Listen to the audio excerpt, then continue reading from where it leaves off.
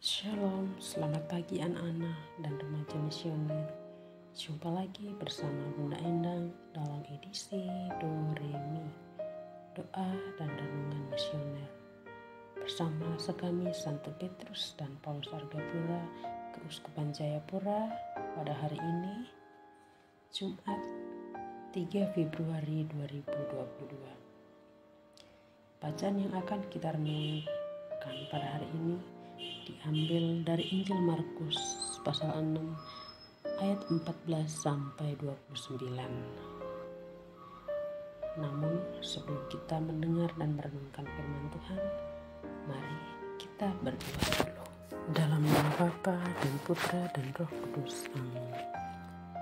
Selamat pagi Bapa.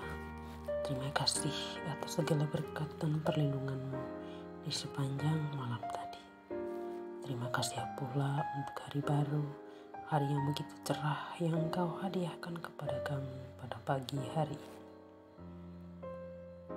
Bapa, ajarilah kami untuk mempunyai sikap hati yang tulus dan murni seperti seorang anak ketika mendengarkan sabda-Mu.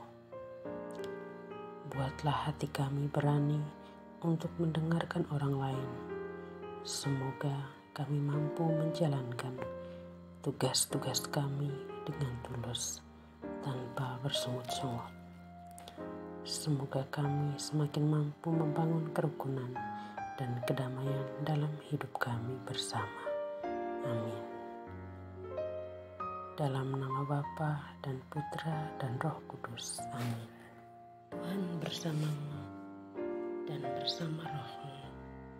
Inilah Injil suci menurut Markus. Dimuliakanlah Tuhan. Yohanes Pembaptis dibunuh. Markus pasal 6 ayat 14 sampai 29. Raja Herodes juga mendengar tentang Yesus, sebab namanya sudah terkenal dan orang mengatakan Yohanes Pembaptis sudah bangkit dari antara orang mati. Dan itulah sebabnya kuasa-kuasa itu bekerja di dalam dia.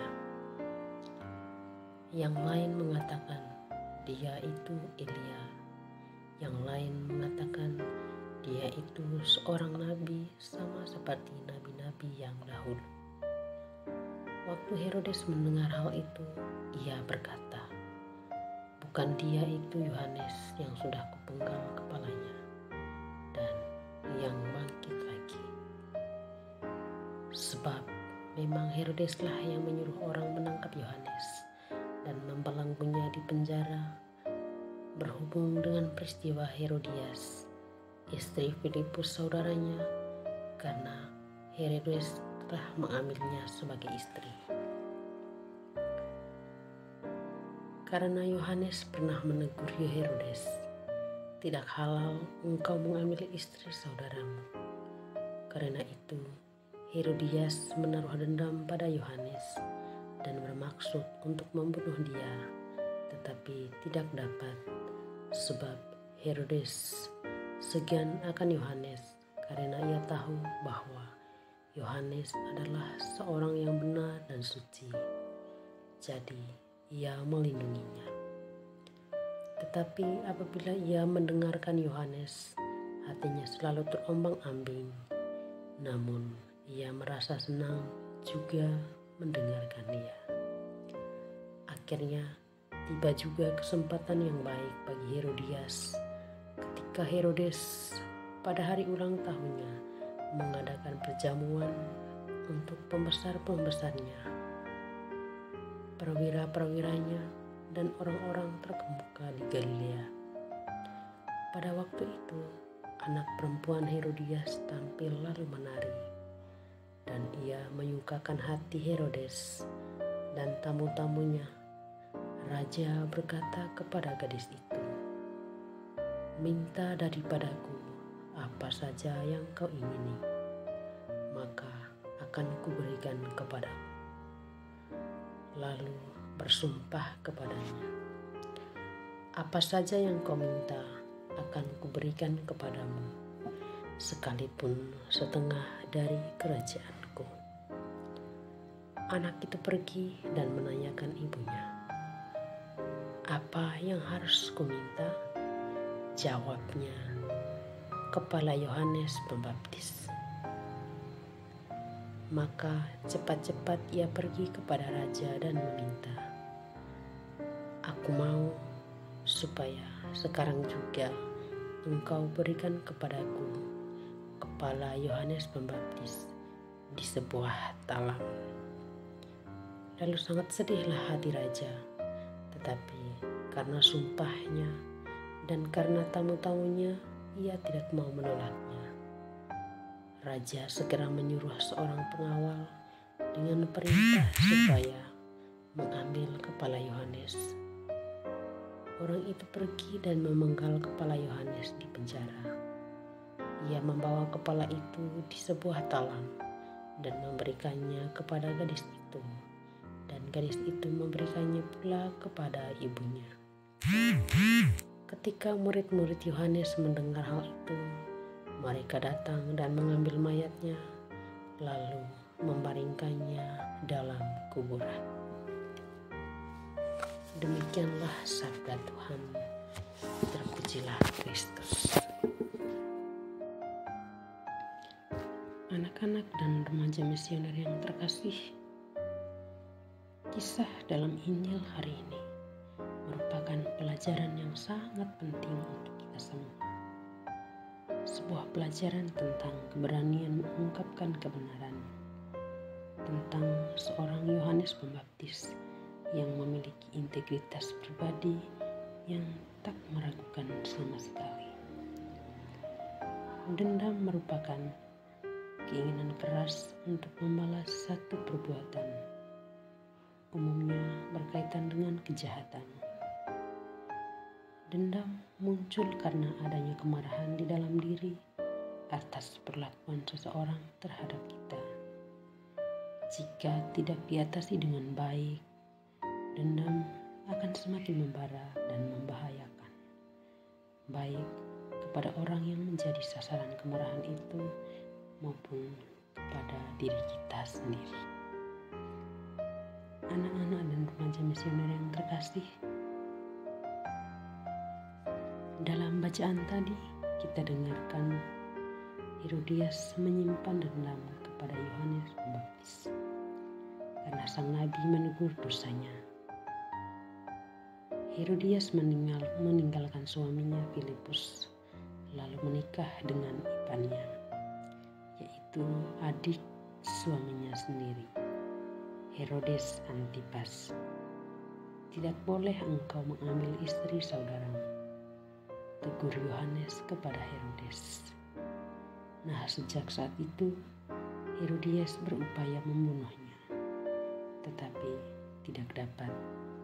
Sekalipun Herodes menggunakan kuasanya untuk memenjarakan Yohanes, tetapi ia merasa segan, bahkan simpati kepadanya.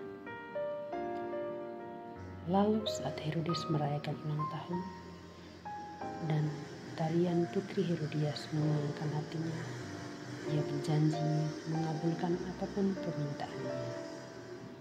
Herodias memanfaatkan momentum itu. Melalui putrinya, dendamnya terlampiaskan.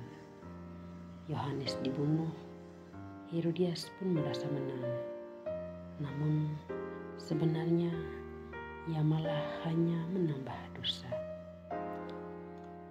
Anak-anak dan remaja misioner yang terkasih, dendam hanya membuat kita remuk redam,